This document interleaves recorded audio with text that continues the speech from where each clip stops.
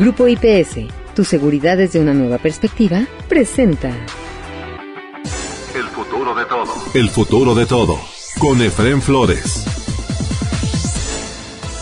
Bienvenidos a El futuro de todo, el podcast que ve hacia adelante. Soy Efraín Flores, dándoles el más cordial de los saludos a un capítulo más de El futuro de todo.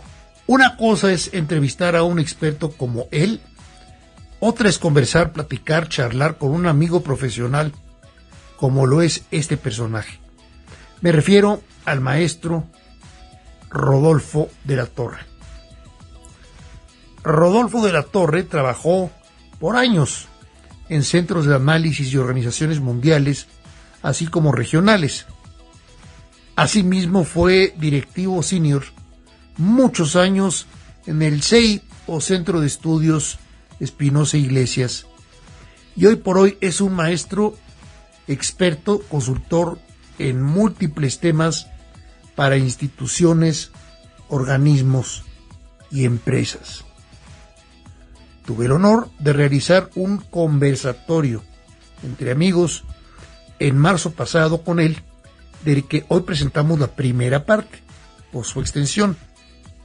Aclaro lo del mes de marzo, porque van a escuchar ustedes algunas frases relacionadas un poquito todavía al Mundial de Fútbol, o sea, antes del fútbol, del Mundial de Fútbol. Aparte de esos temas, la charla sigue más que vigente. Maestro, mi querido Rodolfo de la Torre, bienvenido aquí al Futuro de Todo. Efraín, un gusto estar contigo y con todos los que nos escuchan. Muchas gracias por la presentación y creo que tenemos una cantidad de temas interesantes que tratar en las circunstancias actuales. Así es, y ahora Rodolfo es un consultor independiente muy especializado en temas económicos, sociales e inclusive geopolíticos. Me llamó mucho la atención dos artículos que leí tuyos publicados en fechas, digamos, recientes. Uno relacionado con Estados Unidos y la forma en la que ves tú la relación de México y Estados Unidos al día de hoy, y el otro relacionado a Estados Unidos y la visión que tú tienes de un Estados Unidos que en términos generales lo marcas como decadencia económica frente al crecimiento y desarrollo de otras economías robustas, pues como la Unión Europea y no se diga como China, ¿no? La República Popular China. Pero también ha perdido fuerza relativa en ciertos niveles de tecnología, como es el caso de los semiconductores. Estados Unidos ya no es dueño de los semiconductores. Depende de tierras raras y de otras cosas, por ejemplo de China y de otros países que tienen las tierras raras. El reto es el procesamiento de la tierra rara. Las tierras raras las hay en muchas partes del mundo, pero no su procesamiento. China es una campeona en procesamiento de las tierras raras. Canadá también tiene tierras raras. Ucrania tiene tierras raras.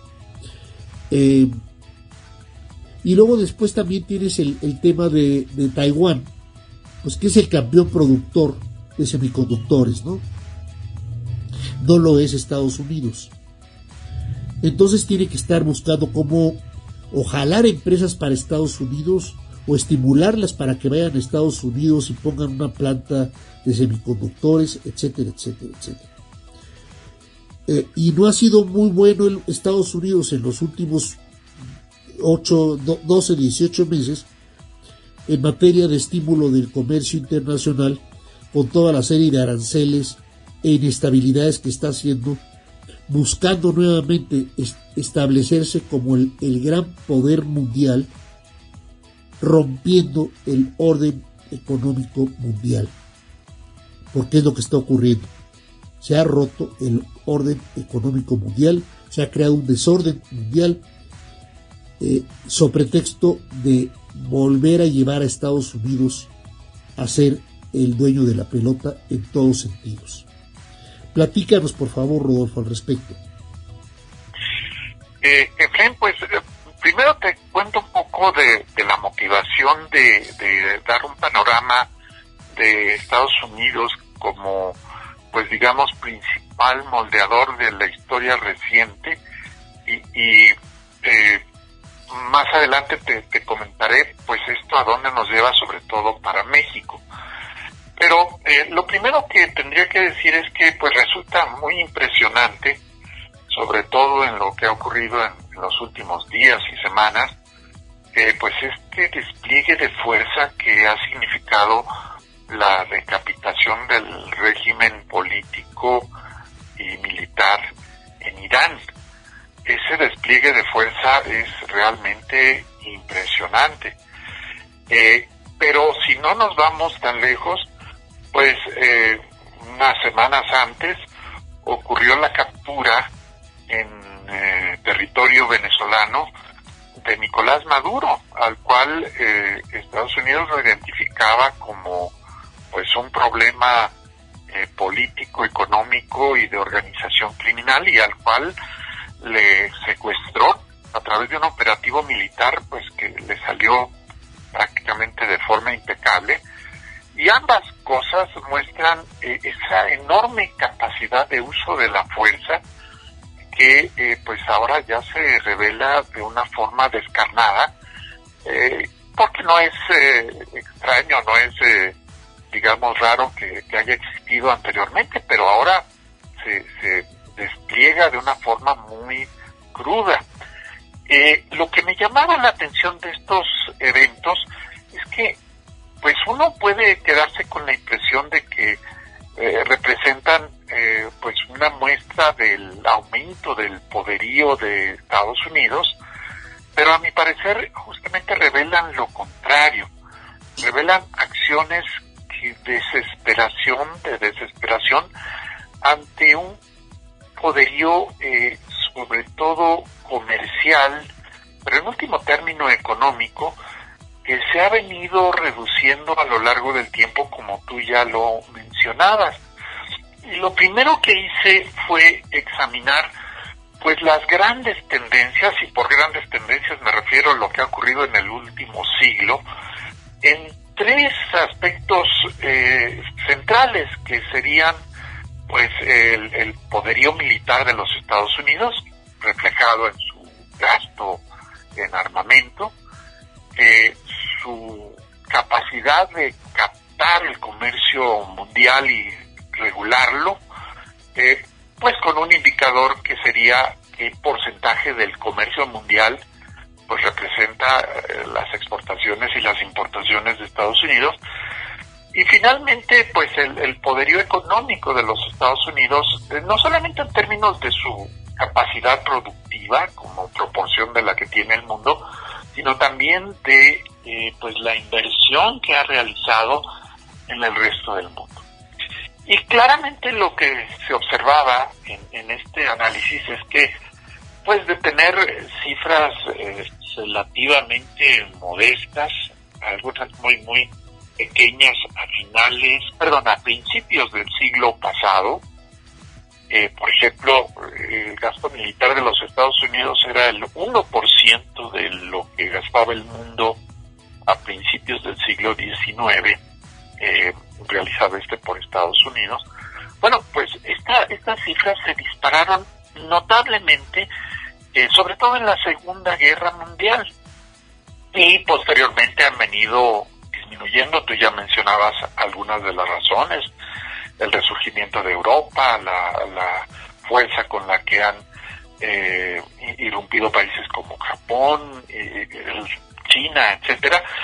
Pero lo que me quedó grabado de examinar estas tendencias es que mientras que el poderío militar de los Estados Unidos aumentó 70 veces, su importancia comercial, y me refiero de principios del siglo pasado relativa a la Primera Guerra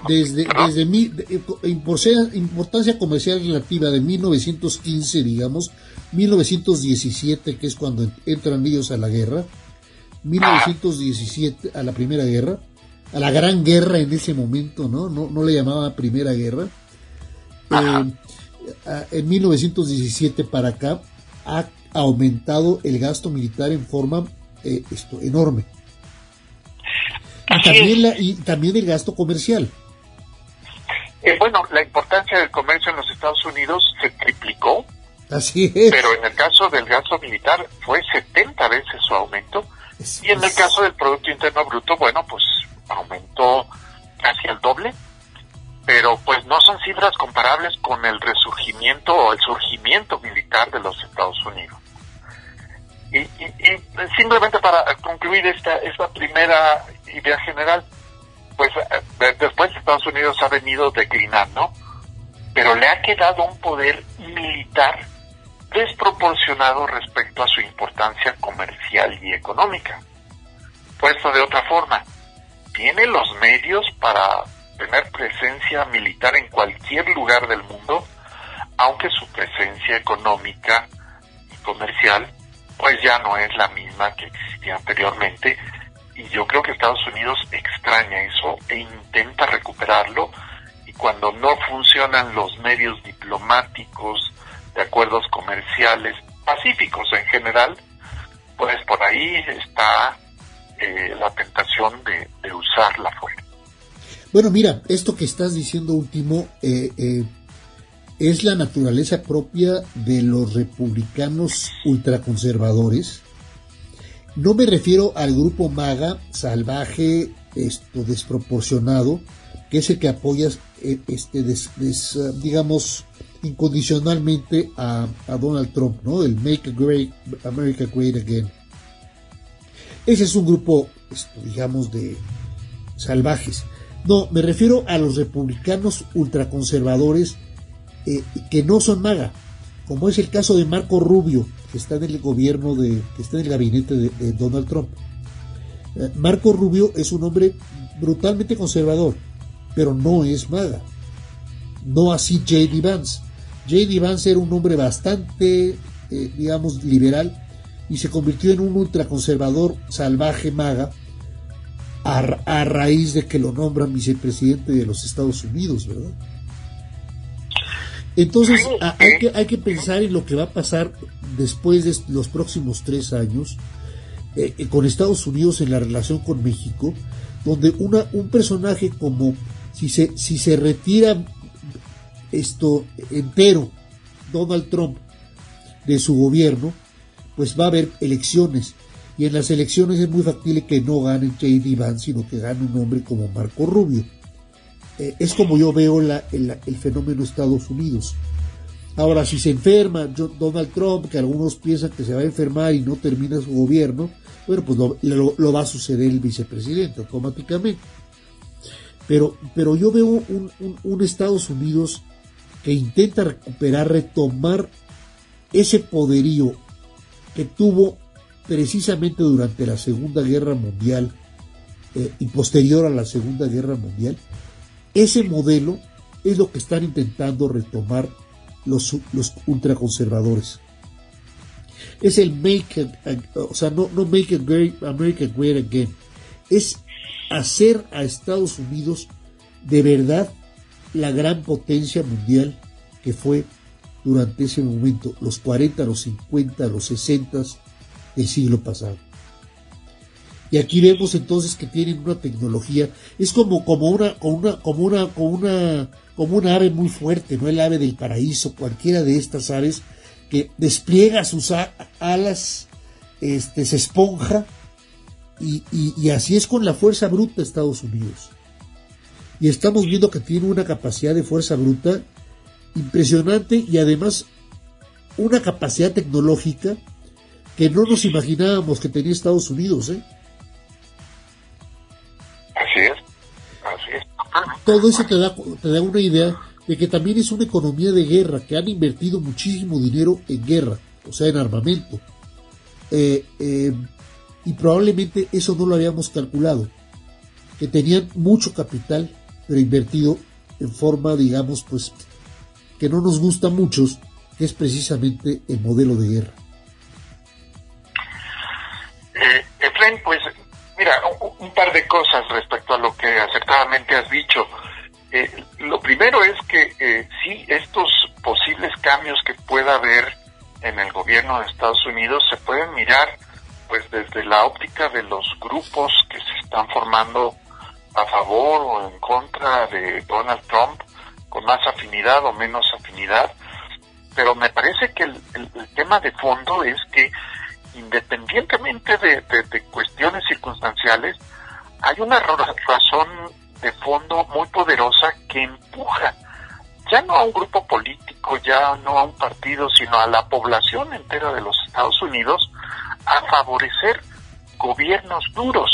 Y es precisamente por esta pérdida de presencia en el escenario mundial que es percibido como una debilidad respecto efectivamente a lo que hubo de predominio en el pasado.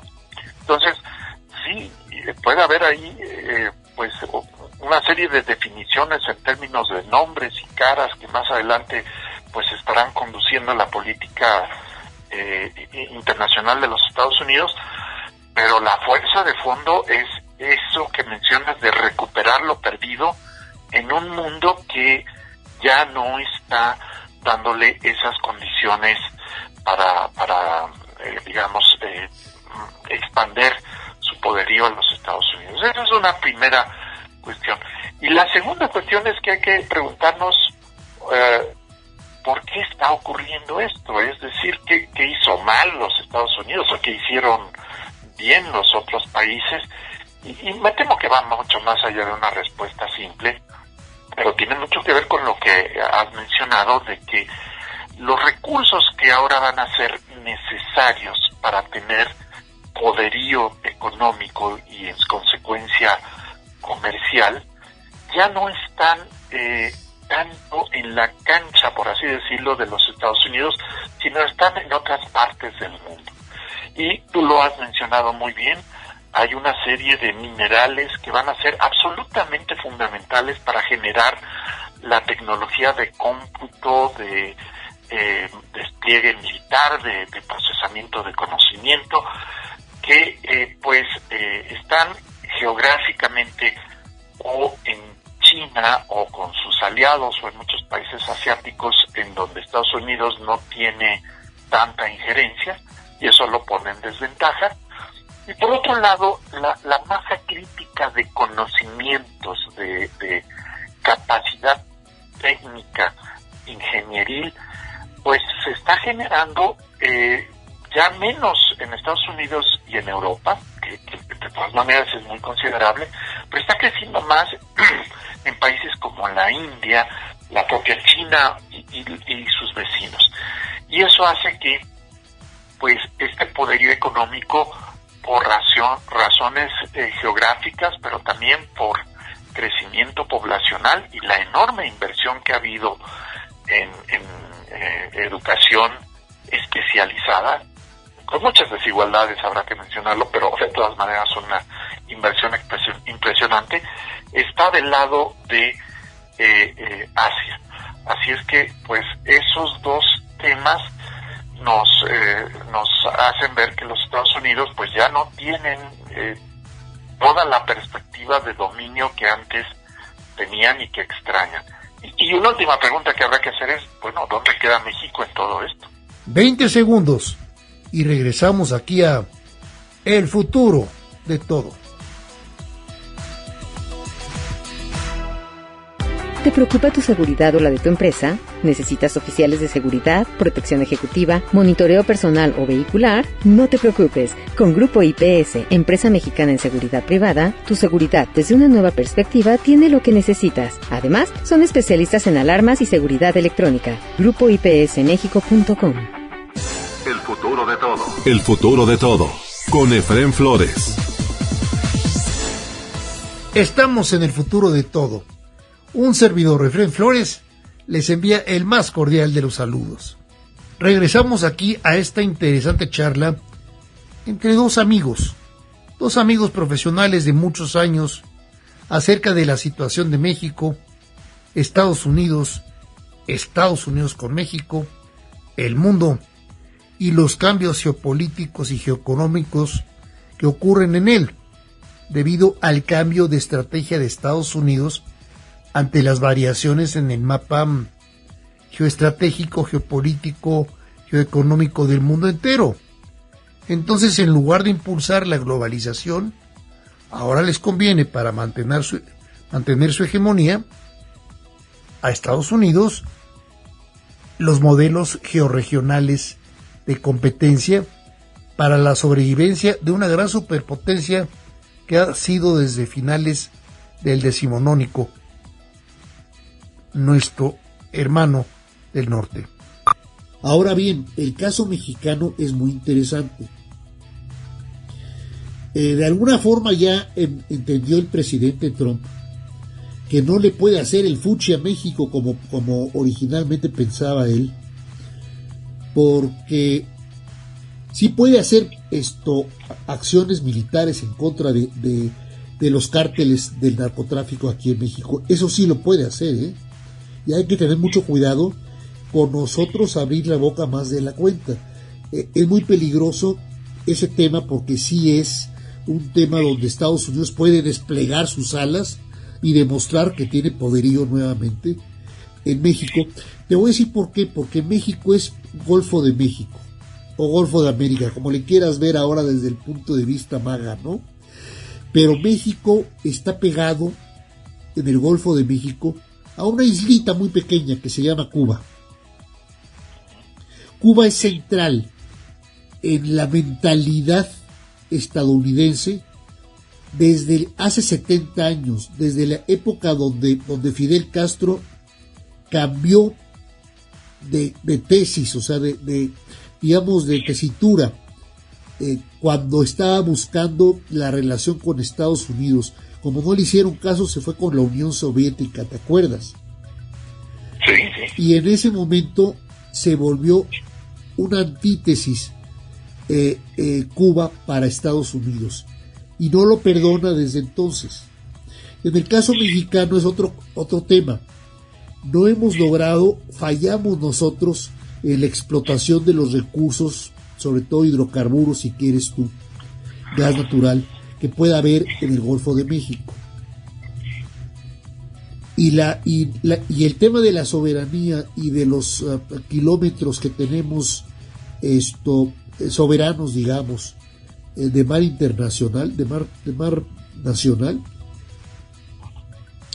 le estorban a Estados Unidos para operar adecuadamente en el Golfo de México, junto con la isla de Cuba.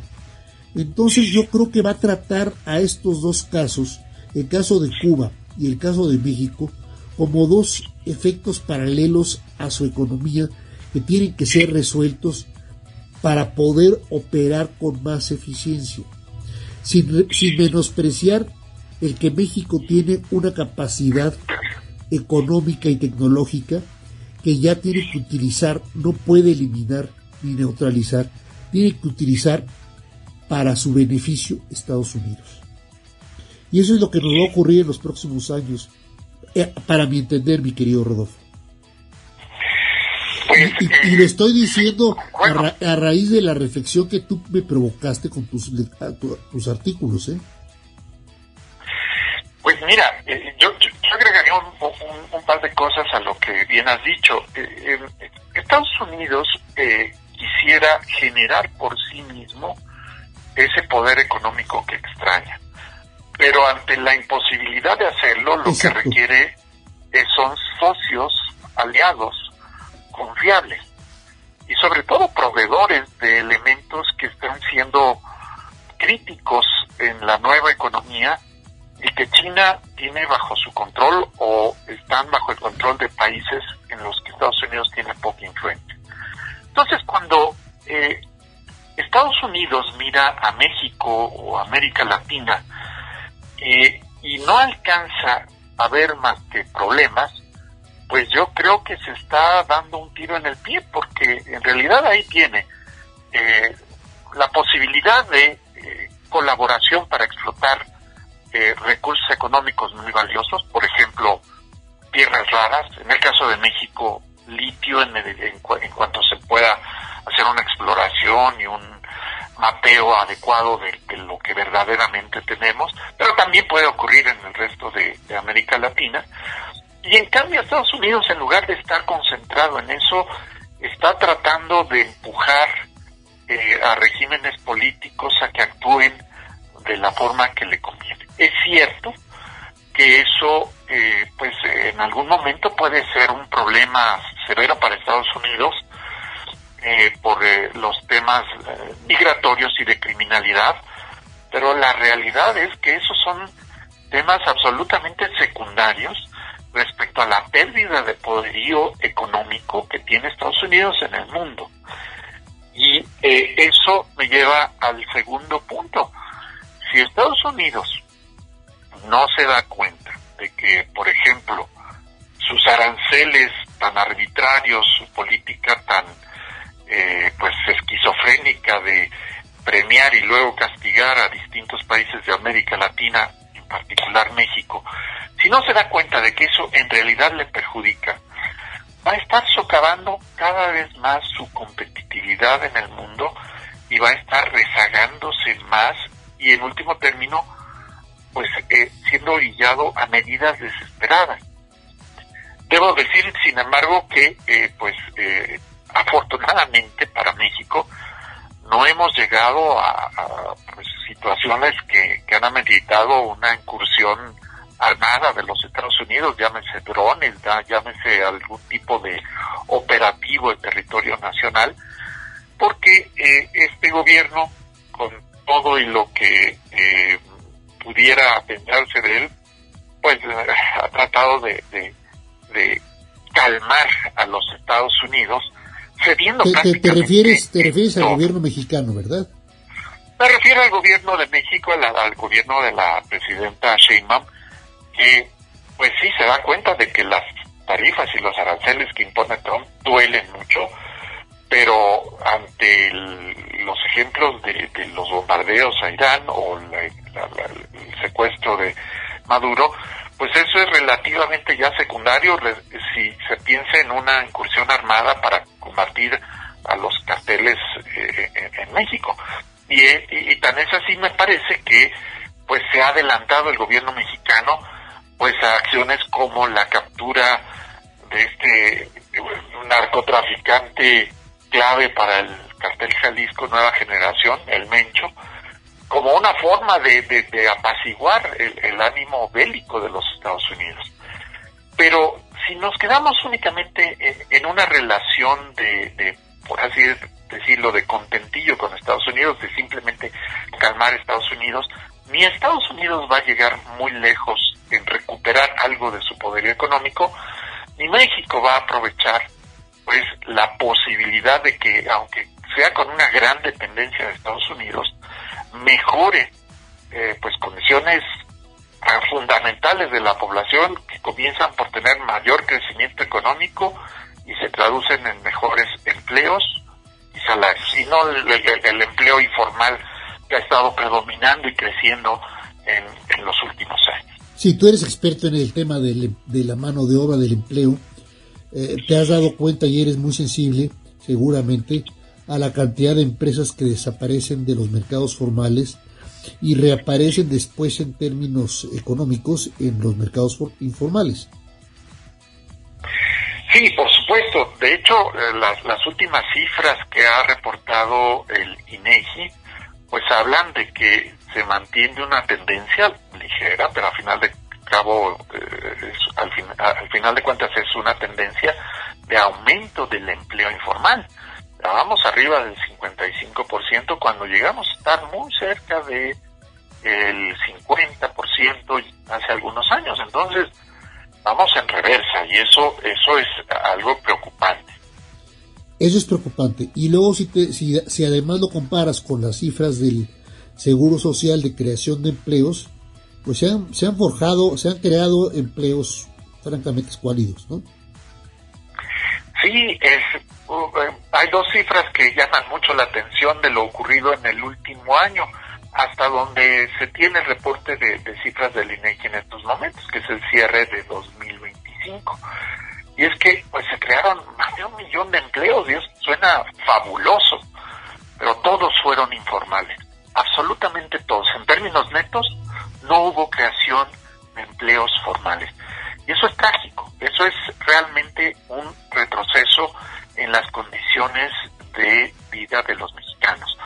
Porque sí, se puede hablar de que ha habido aumentos en el salario mínimo y estos se han transmitido a otro tipo de salarios, pero cada vez es un porcentaje menor de personas los que directamente se benefician de eso trabajando en el sector formal y estando pues protegidos por las leyes que obligan, por ejemplo, al pago del salario mínimo. Y cada vez tenemos más empleo informal en empresas que, bueno, pues también tienen otros problemas.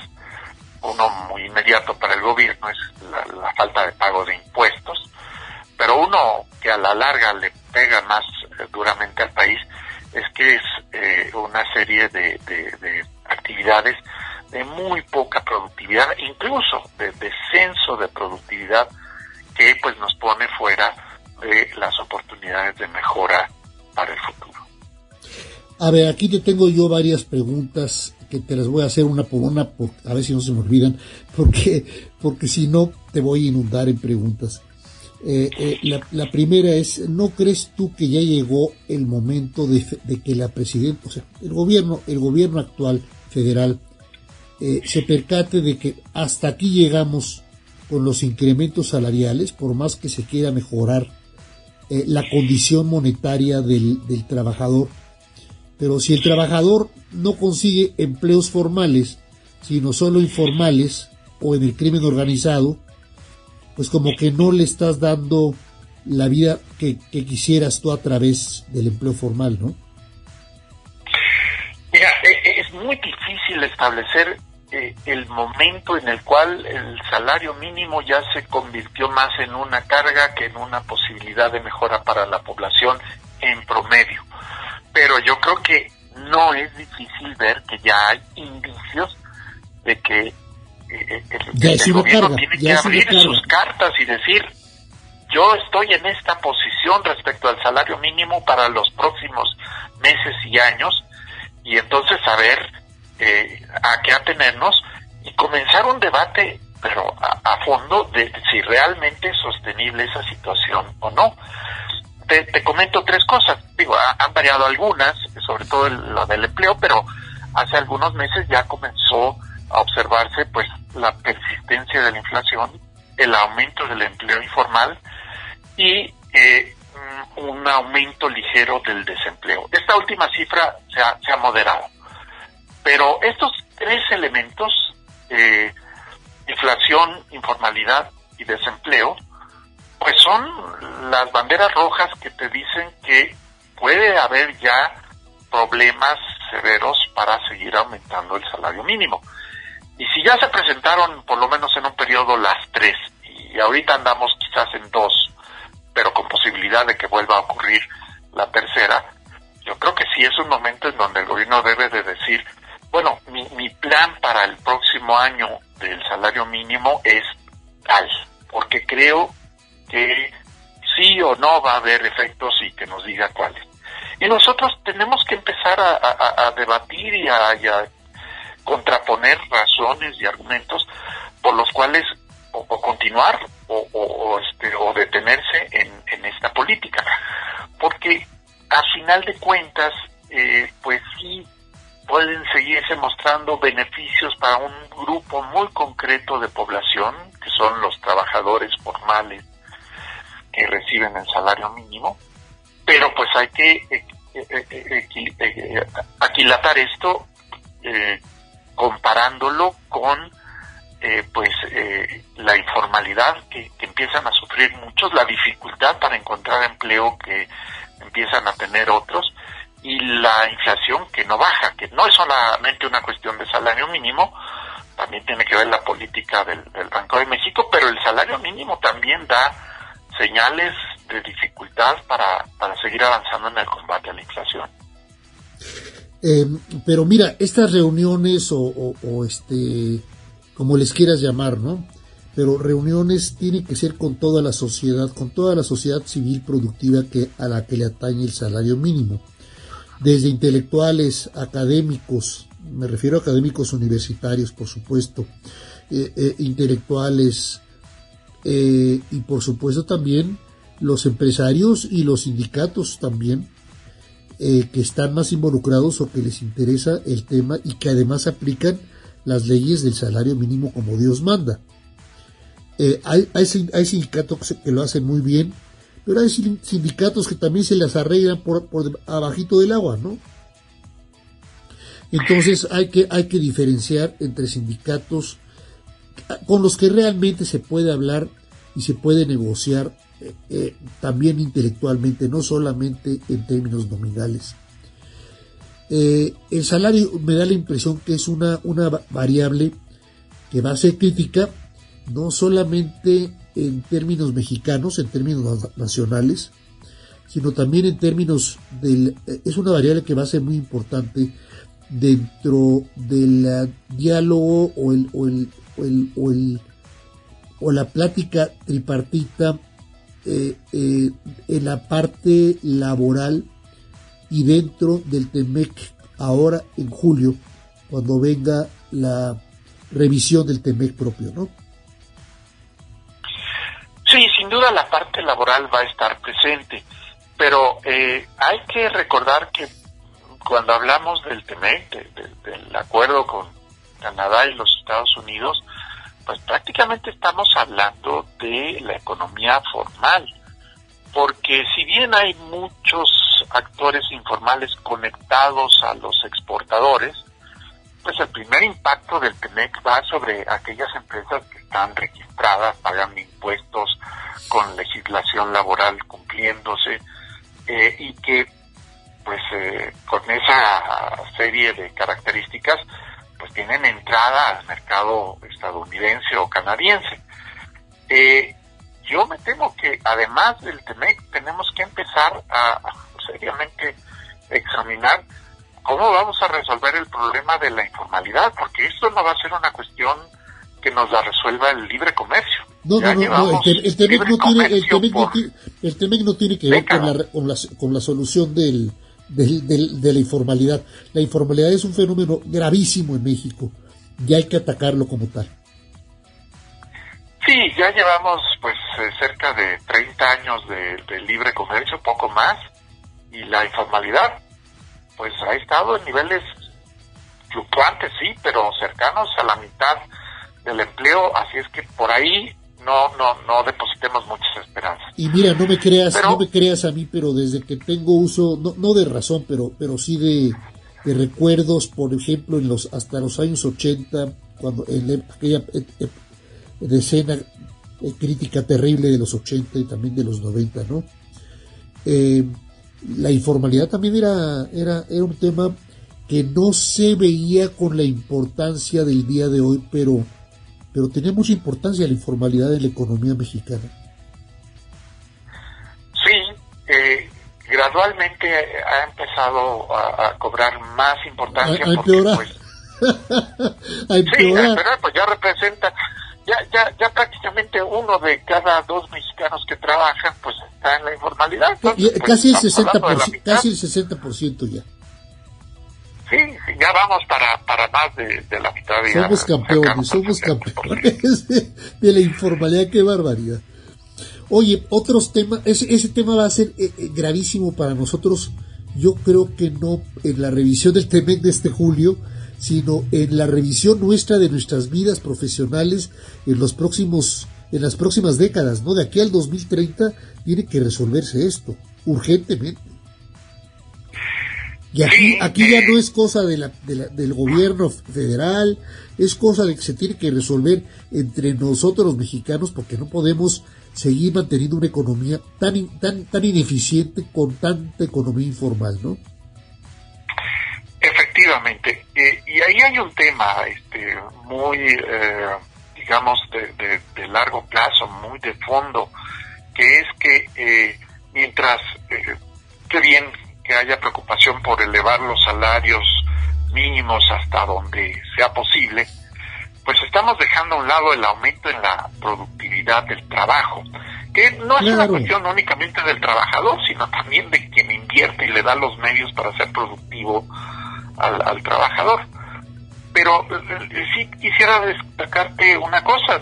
Se habla mucho de la inteligencia artificial y el efecto que va a tener en muchas actividades, pero el propio aumento del salario mínimo en este periodo en donde se ha venido recuperando, pues la ha venido empujando sobre todo al mediano empresario que ya tiene ciertas capacidades de adquisición de tecnología, de ver opciones de producir, de sustituir mano de obra que se le ha vuelto cara por procesos automatizados.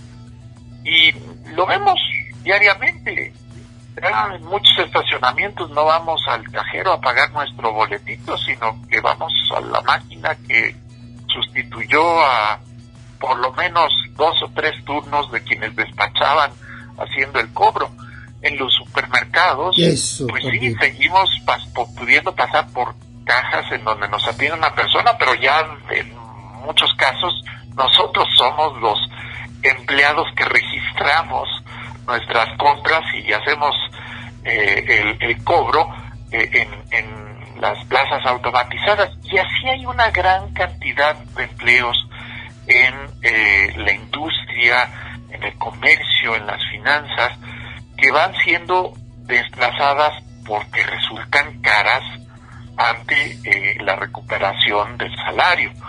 Qué bien que se recupere el salario, pero sería magnífico que se le proporcionara una capacidad productiva mayor a los trabajadores para que el empleador los buscara en lugar de sustituirlos y les pagara más en lugar pues de que pues queden al margen de las nuevas oportunidades de trabajo.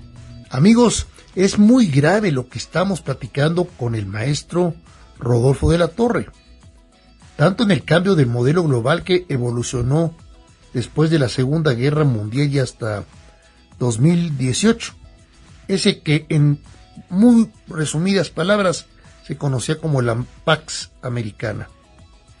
Hoy se conjunta esa Pax Americana en un mundo donde Estados Unidos, para mantener la hegemonía, tanto militar, económica, financiera y por supuesto sociopolítica de los últimos 80 años, modifica todo el engranaje. Fíjese la forma en la que detuvo a la Tierra, o sea, ahora sí que el día que se detuvo la Tierra, ¿no? Como la novela y como la película. Modifica todo el engranaje y desencadena toda una serie de fenómenos a nivel mundial que terminan por convertir a regiones específicas en zonas de competencia contra otras regiones o de convivencia relativamente amistosa, ¿no? Que ya no es plena amistad con el 100% de confianza, como es el caso de la Unión Europea o como lo es el caso de Canadá. Mientras que la región norteamericana, encabezada por Estados Unidos, busca la neutralización de Rusia, que amenaza la estabilidad de la Unión Europea y lo que más les interesa a ellos, a los integrantes de la propia OTAN, mientras que genera una competencia económica y geoestratégica por las nuevas tecnologías, incluyendo la inteligencia artificial, por supuesto las tierras raras, las nuevas tecnologías de cómputo cuánticas y generaciones de energía que aún están por venir. La producción de semiconductores súper sofisticados, como los que se están triangulando entre Taiwán, Estados Unidos y México. Mientras tanto, acá en nuestro país, perdemos con rapidez competitividad relativa por la implantación de un modelo socialista autoritarista que anula el Estado de Derecho a través de ese golpe terrible que le dieron a la reforma judicial, la reforma electoral pretendida y ahora, por si fuera poco, la intromisión en la más poderosa de las libertades en cualquier parte del mundo, la libertad de expresión. la libertad de prensa, que incluye a todos los medios de comunicación existentes, la sumatoria de radio, televisión, prensa, cinematografía y ahora redes sociales, internet de las cosas, todo lo que usted quiera, tanto en el sector social como en el privado, tanto a empresarios de los medios de comunicación como a periodistas y a comunicadores. Ese cuarto poder famoso no en balde está protegido, amparado, defendido por varios artículos, no uno, varios artículos de nuestra Carta Magna, y ahora se quieren tumbar con una aparente buena intención de proteger a las audiencias. Lo cual, si los autores de esta mala intención leen con detenimiento la Constitución Política de los Estados Unidos Mexicanos, que lo saben, se darán cuenta que es ilegal, ilegítimo, y más temprano que tarde lo van a pagar a profundidad todos los autores de estos oscuros intentos de golpe a la libertad de expresión, la más sagrada de nuestras libertades. Con esto quieren golpear el último clavo del ataúd de la democracia. Atentar contra el cuarto estado es atentar contra todas las libertades de los mexicanos. La próxima semana continuaremos la segunda parte de esta muy interesante entrevista con el amigo y maestro Rodolfo de la Torre. Eso es todo por hoy, aquí en El Futuro de Todo en México y de cara al mundo. Un servidor, Efrén Flores, los invita a que nos sintonicen la próxima de nuestras transmisiones de El Futuro de Todo. Hasta entonces. Grupo IPS, tu seguridad desde una nueva perspectiva, presentó El Futuro de Todo. El Futuro de Todo. Con Efrén Flores.